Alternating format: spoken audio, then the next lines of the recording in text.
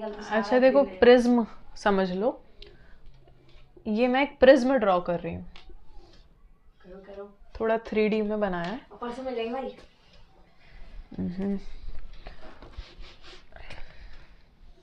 कल सारे दिन क्या करेगी तू, बताएगी तो नहीं? हाँ देखो, प्रिज्म है ये ना, ये थोड़ा 3D में बनाया मैंने। ये प्रिज्म का क्या है, बेस है। ये क्या है, प्रिज्म का बेस है, ठीक है। ये जो पूरा एरिया है ना, ट्राइंगुलर एरिया, ये पूरा एरिया है प्रिंसिपल सेक्शन। Principal section. और ये जो एंगल बनता है ना, इस ट्राइंगल, इस प्रिंसिपल सेक्शन का जो एंगल होता है, ये एंगल ऑफ प्रिज्म। इसको ए डिनोट करते हैं, ए होता है एंगल ऑफ प्रिज्म, ठीक है। एंगल ऑफ प्रिज्म, इसको बना। अच्छा, इस प्रिज्म के यूजेस हम लिख देते हैं। यूजेस ऑफ प्रिज्म, पहला यूज तो क्या है, TIR करवाने के लिए, ठीक है। टोटल इंटरनल रिफ्लेक्शन कराने के लिए, TIR, टोटल इंटरनल रिफ्लेक्शन में प्रिज्म का यूज होता है। दूसरा कहाँ पर यूज होता है इसका, डिस्पर्जन ऑफ लाइट में। डिस्पर्जन मतलब क्या होता है दीदी, ऐसे से लाइट फैल जाती है, स्प्लिटिंग ऑफ वाइट लाइट। हाँ, स्प्लिटिंग ऑफ वाइट लाइट में, ठीक है। जो लाइट होती है अलग अलग कलर्स से मिलके बनी हुई होती है, 7 कलर्स विबग्योर से। प्रिज्म के थ्रू हम उन लाइट्स को स्प्लिट कर सकते हैं, उन अलग अलग कलर्स को स्प्लिट कर सकते हैं। और थर्ड इसका यूज होता है रिफ्रैक्टिव इंडेक्स फाइंड करने के लिए, to find refractive index of a material. अरे पहले मेरी बात सुन लो। अगर हमें किसी मटेरियल का रिफ्रैक्टिव इंडेक्स पता करना है ना, तो हम क्या करते हैं, उस मटेरियल का प्रिज्म बनाते हैं, ठीक है। अब इसमें जो हम एंगल रखेंगे, एंगल ऑफ प्रिज्म, वो तो हमें पता होता है। अभी एक डेरिवेशन कराऊंगी, उससे और अच्छे से समझ में आ जाएगा। तो जो रिफ्रैक्टिव इंडेक्स हम कैसे निकालते हैं, जिस भी मटेरियल का हमें रिफ्रैक्टिव इंडेक्स पता करना होता है, उसका हम प्रिज्म बना देते हैं, ठीक है। अब हम डेरिवेशन कर रहे हैं for the calculation of angle of deviation. बिल्कुल ही फिजिक्स है दीदी, कल तो कराऊंगी। हाँ, परसों ऑर्गेनिक कराओगे ना? हाँ, अब सुन लो इधर, calculation for the angle of deviation. मैंने प्रिज्म बनाया था, उसमें जो प्रिंसिपल सेक्शन बनाया था, ट्राइंगुलर सेक्शन, वो मैं बना रही हूँ इधर। हमें भी बनाना है, पहले सुनना है फिर बनाना है। यहाँ पर एक मैंने इंसिडेंट रे ऑफ लाइट बनाई है, ये है नॉर्मल, ठीक है। नॉर्मल से इंसिडेंट रे के बीच का एंगल क्या होता है, एंगल ऑफ इंसिडेंस, ठीक है। अब ये रेयर से डेंसर मीडियम में जा रहा है। ये एयर जो मीडियम है, इसका मैंने रिफ्रैक्टिव इंडेक्स माना μ1, ग्लास का रिफ्रैक्टिव इंडेक्स मैंने माना μ2 जो कि डेंसर है। तो रेयर से डेंसर मीडियम में जा रहा है तो टुवर्ड्स द नॉर्मल, तो यहाँ पर बेंड होगा, ठीक है। अब यहाँ डेंसर से रेयर जा रहा है, तो पहले मैं एक नॉर्मल बना देती हूँ, ठीक है। तो away from the normal light रे डिफ्लेक्ट हो जाएगी, मतलब इस तरह से डिफ्लेक्ट हो जाएगी, ठीक है, थोड़ा इस तरफ, ठीक है। अब ये वाला जो एंगल है, इस रे से इमर्जेंट रे, इसको इमर्जेंट रे बोल रहे हैं, इमर्जेंट रे और नॉर्मल के बीच में ये ई बना दिया मैंने, एंगल ऑफ इमर्जेंस, ठीक है। अब इसको अगर मैं एक्सटेंड करके मीट करवा रही हूँ दोनों नॉर्मल्स को, तो इस पॉइंट को मैंने कुछ ओ मार्क कर दिया। यहाँ पर ये जो एंगल बन रहा है, ये वाला एंगल, इसको मैंने कुछ R1 नाम दिया है। R2। ये वाला जो एंगल बन रहा है, इसको कुछ R2 नाम दिया है, ठीक है। इसको मैं पीछे एक्सटेंड कर रही हूँ, ये जो है ना रे, इसको मैं इधर आगे एक्सटेंड कर रही हूँ, जहाँ ये जाने वाली थी और जहाँ ये गई है, इसको भी एक्सटेंड कर रही हूँ। अब इसको ध्यान से समझना, ये लाइट रे यहाँ जाने वाली थी, पर ये यहाँ पर डेविएट हो गई है। तो ये वाला जो एंगल यहाँ बन रहा है ना, ये एंगल ऑफ डेविएशन, ये डेविएशन एंगल है, ठीक है। ये डेल्टा के लिए हमें सारा काम करना है। अब देखो हम क्या करेंगे। हाँ, सबसे पहले यहाँ इस ट्राइंगल में हम देखेंगे, इसका मैं कुछ नाम दे देती हूँ, इसको ए नाम दे दूँ, इसको बी नाम दे देती हूँ, A B O, in triangle A B O, इस ट्राइंगल के लिए हम बोल रहे हैं इन ट्राइंगल ए बी ओ, इन तीनों एंगल का सम 180 होगा, R1 plus R2 plus angle O equals to 180, तो R1 plus R2 plus angle O is equals to 180 degree होगा। और हाँ देखो ये नॉर्मल है अपना, ये नॉर्मल है, तो ये वाला जो एंगल बनेगा ये 90 बनेगा, ये वाला एंगल भी 90 बनेगा। नहीं, नॉर्मल से 90 बन रहा होगा यहाँ पे, यहाँ भी 90 बन रहा होगा, यहाँ पर ये वाला एंगल ऑफ प्रिज्म हो जाएगा ना, तो अपन ये वाला ट्राइंगल कंसिडर, ये वाला क्वाड्रिलेटरल कंसिडर कर लेते हैं। ये नॉर्मल है, यहाँ से ये एंगल 90 हो गया, यहाँ से ये एंगल 90 हो गया, तो इन दोनों का सम 180 हो जाएंगे, तो angle A plus angle O equals to 180 degree हो गया। अब दोनों 180 के इक्वल है, तो इस पोर्शन और इस पोर्शन को इक्वल कर दें हम, तो हम क्या क्या बता दिया था मैंने, R1 plus R2 plus angle O 180 degree हो गया था। और इस क्वाड्रिलेटरल के लिए ये दोनों तो 90 थे, तो इन दोनों का sum 180, angle A plus angle O का सम 180 हो गया था। अब क्योंकि दोनों 180 के इक्वल हैं, तो हम इन दोनों पोर्शन को इक्वल कर देंगे, R1 plus R2 plus angle O is equals to angle A plus angle O हो गया। देखो एंगल ओ से एंगल ओ कट गया, तो एंगल ए को हम क्या बोल सकते हैं, R1 प्लस R2। ये चीज़ हमारे अभी बहुत काम आने वाली है। अब देखो इस ट्राइंगल के लिए ए सी बी के लिए, इन ट्राइंगल ए सी बी, क्या ये जो एंगल है डेल्टा, ये एक्सटीरियर एंगल है, तो हमें एक क्राइटेरिया पता है कि exterior angle is equals to sum of interior angles of triangle, मतलब इस एंगल और इस एंगल के सम के इक्वल हो गया ये वाला। अब ये एंगल हम कैसे निकालेंगे, वेरी गुड, या फिर हम ऐसे बोल सकते हैं 90, तो देखो ये पूरा एंगल हो जाएगा, तो हम ये पूरा एंगल में से अगर ये माइनस करेंगे ना, तो ये बचेगा, हमें ये नहीं चाहिए, हमें ये चाहिए, है ना। तो हम क्या करेंगे, आई, ये आई, हाँ ये वर्टिकली अपोजिट एंगल है पूरा, इस आई में से R1 को माइनस कर देंगे, तो ये छोटू सा एंगल आ जाएगा ना, हाँ, तो I minus R1, I minus R1 plus इधर देखो ये E पूरा इसके लिए आ गया, हाँ, तो E माइनस R2 में ये वाला एंगल आ जाएगा, तो E माइनस R2 किसके बराबर है, एक्सटीरियर एंगल डेल्टा के बराबर है, ठीक है। तो I minus R1 plus E minus R2 is equals to delta.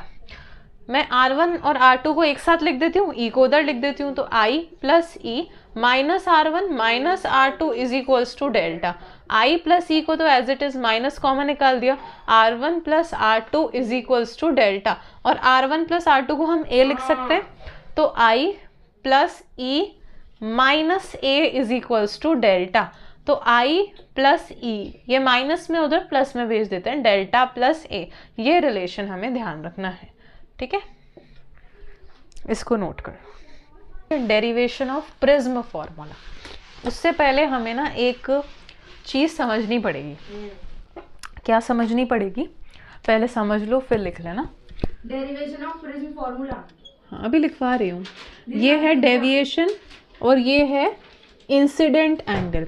तो ये एक्सपेरिमेंटली देखा गया कि जैसे जैसे हम डेविएशन को कम करते जाते हैं, तो एक ऐसा पॉइंट आता है जहाँ पर मिनिमम डेविएशन होता है, डेल्टा मिनिमम, बहुत कम डेविएशन होता है। उस पॉइंट पे क्या होता है, एंगल ऑफ इंसिडेंस और एंगल ऑफ इमर्जेंस बराबर हो जाते हैं, और R1 is equals to R2 हो जाता है। इसको मैं R लिख देती हूँ, दोनों बराबर है, दोनों को मैंने R लिख दिया, ठीक है। और फिर इसके बाद, इस पॉइंट के बाद जब angle of incidence angle of emergence के बराबर हो जाता है, उसके बाद डेविएशन बढ़ता है और वापस नॉर्मल पॉइंट पे आ जाता है। ये सब एक्सपेरिमेंटली देखा हुआ है, तो हमें इस ग्राफ को याद रखना है कि जैसे जैसे हम डेविएशन को कम करते जाते हैं, तो जब वो मिनिमम पे आ जाता है, बहुत कम, तब angle of incidence angle of emergence के इक्वल हो जाता है और R1 R2 के इक्वल हो जाता है। उसके आगे हम बढ़ाते हैं तो वापस डेविएशन बढ़ने लग जाता है। अब हम प्रिज्म फॉर्मूला का डेरिवेशन कर रहे हैं, प्रिज्म फॉर्मूला। ये देखो, ये इंसिडेंट रे आई है ना, देख लो। अब इंसिडेंट रे आई, यहाँ मैंने बनाया एक नॉर्मल, ठीक है। तो इंसिडेंट रे और नॉर्मल के बीच का एंगल हो गया I, एंगल ऑफ इंसिडेंस। तो टुवर्ड्स द नॉर्मल लाइट रे बेंड हो जाएगी, तो ऐसे बेंड हो जाएगी, ठीक है। ये वाला एंगल कौन सा होगा, नॉर्मल, और इस रे के बीच का एंगल कुछ हो गया R1, ठीक है। R1, इन अंदर वाले एंगल्स को तो R1 R2 लेते थे ना अपन। तो ये हो गई नॉर्मल अपने पास, ये हो गई इमर्जेंट रे, ठीक है। देख लो। अरे मत करो ऐसे, तुम समझ लो। नॉर्मल और इमर्जेंट रे के बीच का एंगल क्या हो गया? ई हो गया एंगल ऑफ इमर्जेंस, और ये वाला हो गया R2, और ऊपर हो गया एंगल ऑफ प्रिज्म A, और इधर हम डेविएशन एंगल भी दिखा सकते हैं। हाँ। इस वाली रे को मैं एक्सटेंड कर देती हूँ, इस वाली रे को हम एक्सटेंड कर देते हैं, तो ये वाला जो एंगल बन गया छोटा सा, ये एंगल ऑफ डेविएशन आ गया।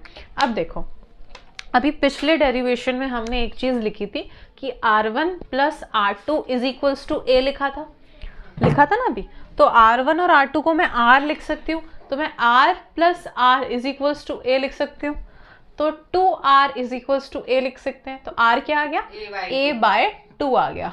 इसको मैंने अभी मान लिया इक्वेशन नंबर 1, क्योंकि अभी आगे काम आने वाली है। और अभी हमने पीछे I plus E is equals to delta deviation plus A, ये भी हमने अभी पीछे डिराइव किया है। अब डेल्टा मिनिमम की बात हो रही है, तो मैं इसको डेल्टा मिनिमम लिख देती हूँ, ठीक है। अब देखो I किसके इक्वल हो जाएगा डेल्टा मिनिमम के? E के। तो यहाँ मैं E की जगह भी I लिख सकती हूँ, तो यहाँ पर I plus I is equals to delta minimum plus A हमने लिख दिया, सॉरी I प्लस I, ठीक है। तो I प्लस I हो गया 2I is equals to delta minimum plus A। तो I इज इक्वल्स टू क्या हो गया? Delta minimum plus A by 2। इसको मैंने बोल दिया इक्वेशन नंबर 2, ठीक है। अब इस पॉइंट को मैं कुछ मान लेती हूँ, चलो क्या माने, K मान लिया है ना। तो एट पॉइंट K हम यूज कर रहे हैं by using Snell's law. Snell's law हम क्या करते थे, इसका बाहर एयर का रिफ्रैक्टिव इंडेक्स μ1, ग्लास का μ2, तो μ1 sine I is equals to μ2 sine R1। तो μ1 sine I is equals to μ2 sine R1 की जगह मैं R ही लिख रही हूँ, क्योंकि R1 R के इक्वल है, ठीक है। इस μ1 को सबसे पहले हम क्या करते हैं, इसको इक्वेशन नंबर 3 लिखा मैंने, और इस 1 और 2 को R को मैं यहाँ पुट कर रही हूँ, R की पूरी वैल्यू को, और I की पूरी वैल्यू को यहाँ पुट कर रही हूँ। तो putting equation 1 and 2 in equation 3, इस μ1 को तो मैं μ2 के नीचे भेज देती हूँ, तो μ21 बन जाएगा, μ21 बन जाएगा। इस μ2 के नीचे मैंने μ1 को भेज दिया, ठीक है। अब equals to sine I upon sine R बन गया। अब साइन I को मैं पुट करती हूँ ये वाला पोर्शन, नहीं नीचे वाला, ये वाला पोर्शन, हाँ, delta minimum plus A by 2 upon sine R को लिखेंगे हम A बाय 2। ये है हमारा prism formula, μ21 is equals to sine delta minimum plus A by 2 upon sine A by 2, ठीक है। ये पूरा है हमारा प्रिज्म फॉर्मूला। अब जो मैं तुम्हें पॉइंट बता रही थी ना कि हम रिफ्रैक्टिव इंडेक्स कैलकुलेट कर सकते हैं, कैसे कैलकुलेट कर सकते हैं? जिस मटेरियल का रिफ्रैक्टिव इंडेक्स बनाना है उसका प्रिज्म बना दो, उसमें हमें A तो पता ही होगा, हमने बनाया है, तो एंगल ऑफ प्रिज्म तो हमने ही सेट किया होगा, तो हम यहाँ पर A पुट कर देंगे, उससे फिर हमारे पास म्यू की वैल्यू आ जाएगी। तो रिफ्रैक्टिव इंडेक्स मिल गया ना। तो इस तरह से रिफ्रैक्टिव इंडेक्स कैलकुलेट होता है किसी भी मटेरियल का, ठीक है। इसको नोट कर लो, स्टार मार्क करके पॉइंट लिखेंगे फॉर स्मॉल एंगल्स। अब देखो स्मॉल एंगल्स के लिए हमने क्या डिफाइन किया था कि sine theta is almost equals to tan theta is almost equals to theta. मतलब ये जो साइन थीटा है ना, अगर एंगल्स बहुत ज़्यादा छोटे होंगे, पहले समझ लो, अगर एंगल्स बहुत ज़्यादा छोटे होंगे तो हम साइन हटा सकते हैं और उसको थीटा लिख सकते हैं। तो μ21 इज इक्वल्स टू, मैं साइन हटा के पूरा थीटा लिख रही हूँ, delta minimum plus A by 2। अब इसके नीचे भी साइन हटा रहे हैं A बाय 2, तो इस 2 से ये 2 कट जाएगा, तो क्या बनेगा हमारे पास, μ21 is equals to delta minimum plus A upon में A। इस A को हम उधर भेज देंगे, तो A, अभी मैं इसको म्यू लिख रही हूँ, तुम लोग समझ जाना कि ये रिलेटिव रिफ्लेक्टिव इंडेक्स है, equals to delta minimum plus A। इस A को हम वहाँ भेज रहे हैं, तो A mu minus A is equals to delta minimum. इस A को हम इन दोनों से निकाल रहे कॉमन, तो -1a is equals to delta minimum. ये minimum deviation for small angles का फॉर्मूला है, ठीक है। ये न्यूमेरिकल्स में बहुत यूज होता है। अच्छा, ये साथ साथ लिख लेना, डिस्पर्जन। साथ लिखना है, देख। हाँ, it is the phenomenon of splitting of white light into 7 colors, into 7 colors।